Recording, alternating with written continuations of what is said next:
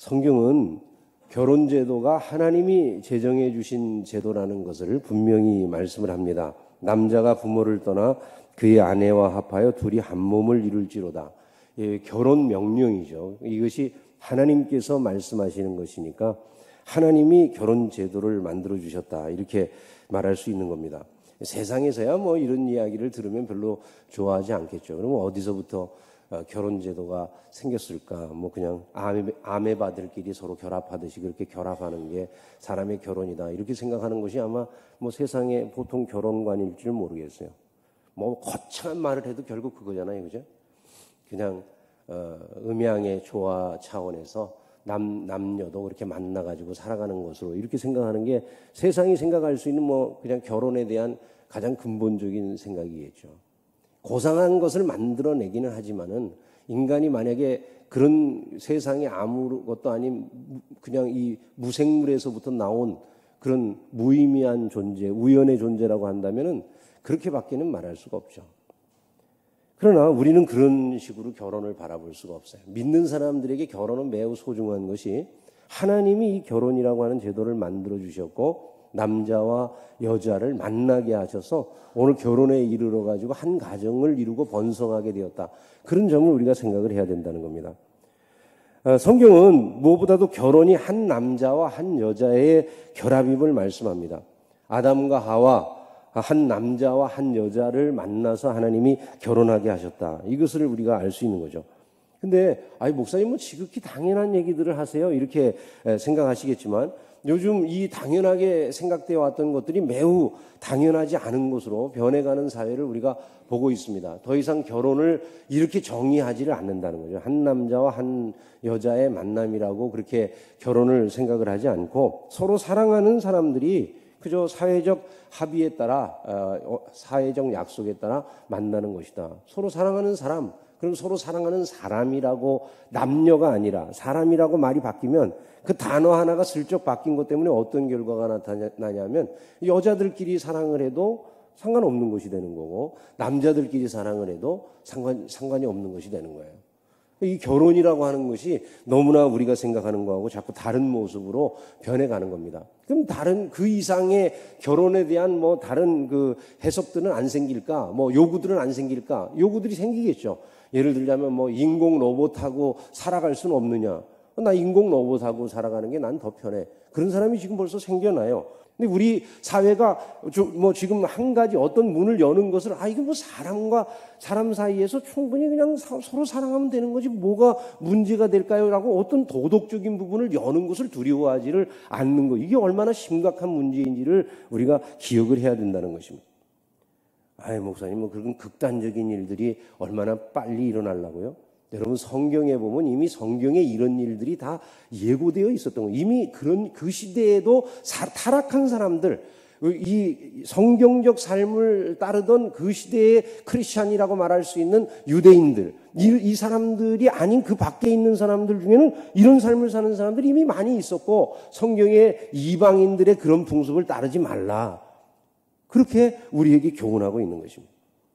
기독교인들이나 그렇게 하라고 사람들은 말할지 모르지만 기독교인들이나 그렇게 사는 게 아니라 이것이 사회의 건전성을 우리가 소위 체크해 볼 수 있는 그런 중요한 바로메타이기 때문에 이러한 것을 통해서 사회의 건전성을 우리가 유지해 나가야 된다는 것이죠. 성도들은 항상 이런 사회 문제에 대해 관심을 갖고 여러분들이 만약에 중요한 결정의 위치에 계신다면 언제라도 사회 그런 문제들이 결정될 때 관심을 가지면서 바른 결정이 이루어지도록 힘을 쓰는 신자들이 되시기를 주님의 이름으로 축원합니다. 행복한 부부 생활을 하도록 하나님께서는 결혼이라고 하는 제도를 우리에게 정해 주셨습니다. 결혼은 남녀 모두에게, 이 결혼한 부부들에게 하나님이 행복하게 살아가도록 하시기 위해서 계획하신 것이었어요. 사람이 혼자 사는 것이 좋지 아니하니, 이렇게 말씀한 걸 보면 혼자 사는 것보다 결혼해서 함께 사는 것을 하나님은 더 행복하도록 더 좋게 하시기 위해서 결혼 제도를 만드신 거구나라는 걸 알 수 있게 되는 겁니다. 하나님은 남자를 위해서 여자를 지으셨다 그랬는데 아담이 돕는 배필이 없으므로 도와주도록 하와를 지어서 함께 결혼하게 하셨다라고 하는 것이죠. 결국 결혼이라고 하는 것은 아담에게는 이 결혼이라는 게 돕는 배필을 얻는 놀라운 축복이었다는 거예요. 마찬가지로 하와에게 있어서는 아담과 함께하는 것이 동일한 그런 돕는 은혜를 입는 길이다. 이렇게 우리가 생각을 해야 되는 것입니다. 왜냐하면 사람이 혼자 사는 것이 좋지 아니하니, 성경에 보면 그렇게 표현이 되어 있잖아요, 그죠? 사람이 혼자 사는 것이 좋지 아니, 남녀가 같이 마찬가지다라고 하는 것을 우리가 알 수 있는 거예요. 요즘 혼밥이니 혼술이니 혼영이니 이런 말이 유행을 하더라고요. 혼밥, 혼술, 혼영, 뭔지 뭐를 의미하는지 다 아시죠, 그죠? 혼밥은 혼자 밥 먹는 거고, 혼술은 혼자 술 마시는 거고, 혼영은 혼자 영화를 보는 거라고 그렇게 이야기를 합니다. 사람들이 혼자 뭐를 하는 문화들이 자꾸 많이 일어나요. 그러니까 이제 상업적으로 굉장히 앞서가는 분들은 이런 것들을 굉장히 상업적으로 이용합니다. 혼자 사는 거 아주 좋은 일이죠. 혼자 사는 일을 적극적으로 두려워하지 말고 부끄러워하지 말고 자랑스럽게 누리십시오. 이런 식의 광고들이나 이런 게 많이 나오는 것 같아요. 근데 저는 이런 그 세상의 문화에 대해서 기독교인들이 해줘야 될 말은 그런 혼자 사는 것들을 자극하고 잘하는 거다라고 말해주는 게 결코 아니라고 생각을 해요. 기독교인들이 혼자 있는 것을 혼자 영화 보고 혼자 술 마시고 혼자 밥 먹고 이런 것들을 다 잘하는 거다. 그냥 거주 환경도 혼자 살고 모든 것들을 다 혼자 하는 게 괜찮은 거다. 이렇게 말하는 것이 결코 바람직한 것이 아니라는 거예요. 저는 이 자리에 계신 분들에게, 자녀들에게라든지 젊은 세대들에게 여러분들이 꼭 이런 교훈을 주시면 좋을 것 같아요. 가급적 빠른 시간 안에 결혼을 해라. 이 교훈을 해 주셔야 돼요. 왜냐하면 하나님이 그것을 바른 것으로 만드셨기 때문에 그래요. 신자들은 그 제도 안에 우리를 위한 모든 하나님의 축복의 내용들이 함께 담겨져 있는 거다라고 하는 것을 잊으면 안 되는 것입니다. 사회라고 하는 것이 유지되어지고 세상이라고 하는 것에 궁극적인 점에 가면 일시적으로는 혼자 있는 것이 좋아 보일지 모르지만 나중에 가보면 그게 큰 문제가 된다라는 것을 알게 되는 거예요. 우리가 사회에서 세상에서 이것이 옳다라고 말하는 그것을 따라가 봤더니 옳은 것이 아닌 게 너무 많았어요. 예전에 두 사람 결혼해가지고 두 아이만 낳아도 많다. 나중에는 둘도 많다 하나만 낳자 이렇게 이야기하던 산하제한에 대한 여러 가르침들이 예전에는 당연한 건 줄 알았어요. 지나 보니까 성경이 옳은 거예요. 불과 한 20년도 넘기지 못해가지고 그 생각들이 그때의 그 교훈들이 지금 나라를 위기에 빠뜨리고 있다라고 하는 것이 증명되는 거예요. 성경에서 말씀하는 대로 가르치는 것이 옳은 거지, 그것을 지금 또 혼밥, 혼술 이런 게 사람들에게 유행하니까 그렇게 살아, 그게 좋은 거야, 이런 교훈을 한다고요? 그게 있을 수가 없는 거예요. 자녀들에게 결혼해서 생육하고 번성하라고 가르치시기를 주님의 이름으로 축원합니다. 부부가 행복하게 결혼 생활을 유지하기 위해서 이 어떤 삶을 살아야 되는가 몇 가지를 우리가 이 본문을 통해서 살펴보면, 먼저 행복하게 부부가 살아가기 위해서는 돕는 배필이 돼야 된다는 겁니다. 내가 결혼 생활에서 상대방이 돕는 배필로 만났다라고 하는 것을 이해하지 못하면 결혼 생활은 결코 행복할 수가 없다는 거죠. 결혼하면서 불행하게 여기는 이유가 뭐냐면 바라는 배필이 되고 요구하는 배필이 되기 때문이다. 이런 말들을 해요. 요구하는 배필이라고 하는 것은 내가 그를 돕기 위해서 결혼했다라고 생각을 안 하는 게 아니라 상대방으로부터 뭔가를 요구해서 내가 받으려고 하는 자세로 결혼에 임했을 때 누구든지 결혼 생활이 불행하다는 거예요. 온전하게 돕는 배필이 돼야 되겠다라고 하는 의식이 있을 때 그 가정은 어디나 행복한 가정이 된다는 것이죠. 온전한 돕는 배필, 서로에게 돕는 배필이 되려면 어떻게 할 때 돕는 배필이 되냐면 둘이 진짜 한 몸이라는 것을 의식할 때, 부부가 진짜 한 몸이다라고 하는 것을 의식할 때 비로소 진정한 돕는 배필이 될 수 있어요. 내 몸이니까, 내 몸을 돕는 것이니까 당연한 것으로 여기지 않겠어요? 부부는요, 한 몸으로 지어진 자들이었다라고 하는 것을 우리가 알아야 됩니다. 아담의 갈빗대로부터 여자가 나왔잖아요. 그 두 사람이 만났으니까 본래 한 몸이었다라고 하는 것을 이렇게 표현을 한 것입니다. 남편과 아내가 서로 이런 의식이 있을 때 비로소 돕는 배필이 될 수 있다는 거예요. 그런 부부는 행복해요. 부부가 행복하게 살아가는 길은 어디에 있는가? 돕는 배필이라고 하는 것을 항상 인식하는 것입니다. 저는 여러분의 가정이 이것을 통해서 행복을 누리시기를 주님의 이름으로 축원합니다. 두 번째로는 우리 가정을 이루게 하신 분이 누군가를 항상 인식하는 거예요. 가정을 이루게 하신 분이 누군가, 우리 부부를 만나게 하는 분이 누군가. 아, 우리 부부는 우연히 나이트클럽에서 춤추다가 만났어요. 뭐 요즘 친구들은 그런 친구들이 많이 있다고 그러더라고요. 근데 그게 아니에요. 우연히 어떤 방법을 통해서 만난 것 같지만 사실은 지구상의 그 많은 사람들 가운데 하나님께서 우리 부부를 만나게 하신 거고요. 서로 보고 사랑하게 하신 거예요. 그러므로 우리 부부를 짝지어 주신 분은, 결혼하게 하신 분은 하나님이십니다. 이 고백이 우리에게 분명해야 된다는 거예요. 한번 따라서 해봅시다. 우리를 만나게 하신 분은 하나님이십니다. 믿으시기를 주의 이름으로 축원합니다. 여러분, 이런 의식이 있을 때 결혼이 신성한 것이 되는 거예요. 내 가정의 기원이 어디냐? 하나님이시다라고 생각하는 것은 가정을 굉장히 신성하게 보는 거예요. 시각 자체가. 그냥 나이트클럽에서 우연히 춤추다 만났어. 이런 개념을 가지고 있는 가정하고 우리 가정은, 우리 부부는 하나님께서 짝지어 주신 부부예요. 이렇게 생각하는 부부하고 여러분 그 가정을 대하는 의식이 어떨 것 같으세요? 가정을 훨씬 더 소중하게 대할 수밖에 없는 것입니다. 그러므로 그 가정에 오랜 기간 동안 행복이 있게 되는 것이죠. 많은 가정들이 뭐 성격 차이로 인해서 불화하거나 다투거나 문제가 있다라고들 많이 해요. 그런데 우리가 이런 문제들이 가정마다 없을 수는 없지만은 그런 그 문제들을 잘 극복할 수 있는 지혜가 어디서 나오냐 하면 우리를 만나게 하신 분이 하나님이시다라는 것을 의식할 때 넘어갈 수 있는 그런 그 의지가 생기는 거예요. 여러분, 하나님이 여러분의 가정을 짝지어 주셨다고 한다면 조금의 차이가 갈등으로 이어지는 것이 아니라 그것을 극복해야 될 의지를 갖게 하는 요소가 되기를 주님의 이름으로 축원합니다. 서로를 사랑하듯이 상대방을 사랑해야 행복한 거예요. 내 뼈 중에 뼈요, 살 중에 살이라 이렇게 말을 했습니다. 배우자를 사랑하는 고백을 하는 거잖아요. 그죠? 다산 정약용 선생이 풍산 홍씨라고 하는 분하고 결혼을 했어요. 15살에 결혼을 해가지고요. 60년을 같이 살았어요. 60년을. 그분이 쓰신 그 글 가운데 해로가라고 하는 글이 있습니다. 해로가가 내용이 이런 겁니다. 60년 세월 눈 깜빡할 사이 날아갔으니 복사권 부성한 봄빛은 신혼 때와 같네.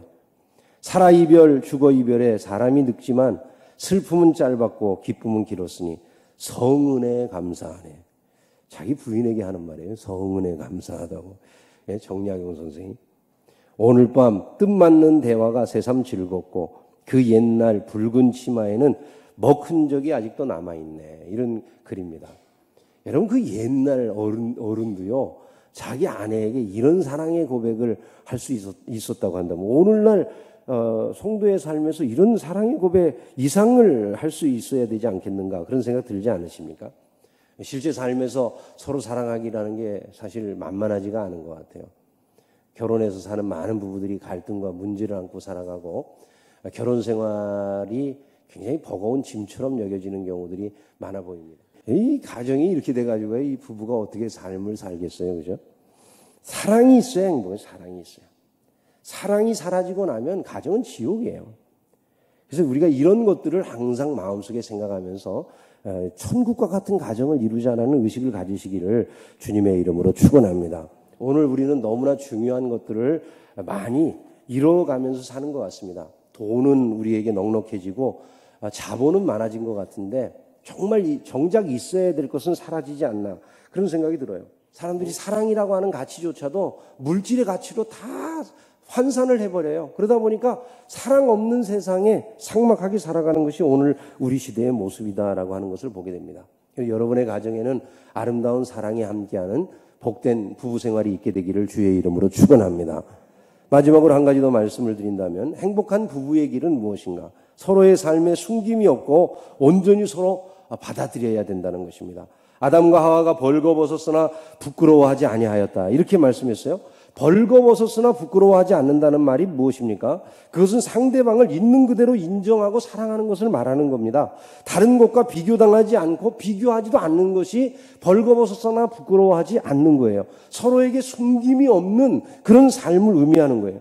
부부가 서로 다른 사람 앞에서 배우자를 깎아내리고 비난하는 이런 일들이 많아요. 바람직한 일이라고 할 수가 없습니다. 어떤 부부는 서로를 다른 사람하고 비교하는 일들이 많아요. 이런 가정이 불행해요. 어떤 부분은 스스로 못났다고 하는 열등의식에 잡혀가지고 자기 자신이 자꾸 못났다고 생각하는 그 열등의식으로 인해서 마음이 고통스러운 가정들도 많이 있어요. 부부가 요즘은 어느 정도 서로에게 감추는 것이 있어야 된다. 이것을 마치 당연한 교훈처럼 받아들이고 크리스찬의 삶도 그래야 되는 줄로 착각을 해요. 그런 가정은 성경이 말씀하고 있는 온전한 가정의 행복을 누릴 수는 없는 것입니다. 왜냐하면 하나됨이 완전하게 이루어지지 못하니까 말이죠. 행복의 삶은 서로의 삶에 숨김이 없을 때 이루어짐을 믿으시기를 주님의 이름으로 축원합니다. 결혼 생활은 신앙인의 천국 생활의 한 모형임을 기억하십시오. 바울은 에베소서에서 우리가 창세기 오늘 본문에서 읽은 이 말씀을 인용하면서 이렇게 말씀했어요. 그러므로 사람이 부모를 떠나 그의 아내와 합하여 그들이 한 육체가 될지니 이 비밀이 크도다. 나는 그리스도와 교회에 대하여 말하노라. 우리 결혼 생활이라고 하는 것은 결국 그리스도와 교회의 관계를 모형적으로 드러내는 것에 불과하다는 거예요. 자, 세상을 떠난 다음에도 저 영원한 세상에서도 부부로 만나시기를 주의 이름으로 축원합니다. 이런데 아멘하면 이단되는 거예요. 저 나라에는 부부로 만나는 일이 없어요. 무슨 말씀인지 이해가 되시죠? 우리가 이 땅에서 떠나가지고 접하게 될 새로운 세상에는 결혼이 없어요. 그러면 그 세상에서 우리가 경험하게 될 이 결혼 세상, 이 결혼이라고 하는 이 땅에서 우리가 경험한 것을 통해서 경험하게 될 새로운 이것과 비교할 만한 새로운 경험이 무엇일까? 그게 바로 그리스도와의 연합이라는 겁니다. 교회가 그리스도와 연합하는 그 연합의 기쁨이 우리가 이 지상에서 그 연합의 기쁨을 그냥 그 가장 흐릿한 그림자로 표현해 본다면 그게 일종의 결혼 생활과 같은 것이다라고 하는 거예요. 주와의 연합이라는 게 얼마나 행복한 것인지 우리가 그러잖아요. 결혼 생활 정말 행복하게 완전하게 하나된 부부, 돕는 배필이 되어서 서로를 완벽하게 채워주는 그런 부부가 결혼 생활의 행복에 대해서 말하라고 하면 우리 결혼처럼 이 행복한 일이 어디 있겠냐 이렇게 말하지 않겠습니까?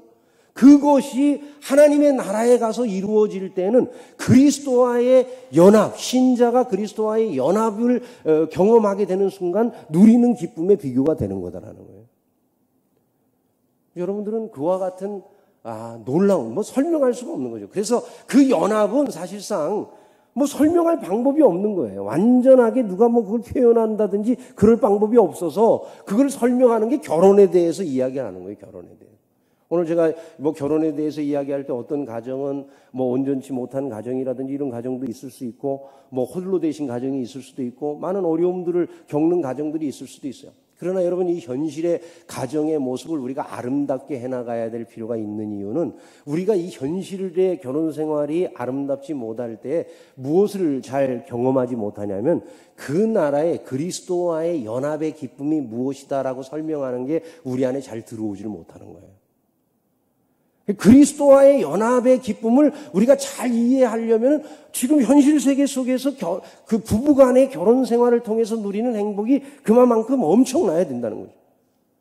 저는 여러분 안에 그 행복이 이 땅에서도 경험되어지실 뿐만 아니라 앞으로 경험할 그 나라에서 이 세상에서 상상도 못한 그리스도와의 연합의 기쁨을 맛보시기를 주님의 이름으로 축원합니다. 그러므로 이 세상에서 내 삶이 여러 가지로 연약한 부분이 있다 할지라도 신자에게는 이것이 늘 미래의 희망을 주는 것이 되는 것입니다. 우리가 사모할 곳은 바로 그 나라임을 또한 우리에게 가르쳐주는 것이 되는 것이죠. 날마다 주의 나라를 사모하며 살아가는 믿음의 사람들이 다 되시기를 주님의 이름으로 축원합니다. 말씀을 맺습니다. 결혼은 한 남자와 한 여자의 결합입니다. 하나님이 이 결혼 제도를 만들어 주셨어요. 행복한 부부의 길이 있는데 서로 돕는 배필이 돼야 됩니다. 우리 부부를 만나게 하시고 결혼에 이르게 하신 분이 하나님이심을 늘 기억하고 살아야 되고요. 자기를 사랑하듯이 서로 사랑해야 돼요. 서로 삶에 숨기는 것이 없고 서로를 온전히 받아들이는 이런 부부가 되기를 힘쓰셔야 돼요. 그리고 이 결혼 생활이 궁극적으로는 신앙인이 천국에서 경험해야 될 그리스도와의 연합을 상징적으로 보여주고 있다는 것을 알고 이 땅에서의 결혼 생활을 행복하게 살아가는 신자들이 다 되시기를 주님의 이름으로 축원합니다. 나태주 시인이라고 하는 분의 풍경이라고 하는 시 한 구절이 이런 것이 있어요. 이 그림에서 당신을 빼낸다면 그것이 내 최악의 인생입니다. 부부에게 이런 고백을 서로 할 수 있다면 멋지지 않겠습니까? 한번 옆에 부부간에 앉아 계시면 한번 그렇게 말을 한번 해줘 보시죠. 직접 해보는 게 참 중요한 것 같아요. 다 그냥 혼자 계신 분들은 귀를 막으세요. 귀를 막아버려. 그리고 지금 그 둘이 계신 분들만 한번 요걸 가지고서 내 인생의 그림에서 당신을 빼낸다면 그것이 내 최악의 인생이요. 이렇게 서로 한번 부부간에 앉아 계신 분들 또 여기서 시켜서라도 해봐야지. 집에 가면 또 안 해요. 절대로 해보는 일이 없어요. 여기에서라도 들어야 돼. 부부간에 같이 앉아 계시면 자 한번 같이 서로 이 고백을 합니다. 같이 고백하겠습니다. 시작. 이 그림에서 당신을 빼낸다면 그것이 내 최악의 인생입니다. 아멘. 여러분 그것이 여러분의 삶의 진정한 고백이 되시기를 주님의 이름으로 축원합니다. 기도하겠습니다.